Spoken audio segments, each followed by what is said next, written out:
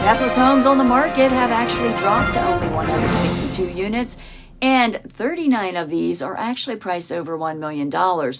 It's Friday, October 8th, 2021. I'm Kimberly Barton of Kinetic Realty, your local market expert with this week's Annapolis Real Estate Report. 35 homes came to the market over the past week, while 42 homes went under contract and 25 moved to pending. 64 homes sold within 24 days on the market and at 98.7% of the original price. The highest priced home to sell this past week was this waterfront home in Wild Rose Shores for $2,500,000. Rental inventory continues to remain low, with only 17 properties available at $2,650 per month.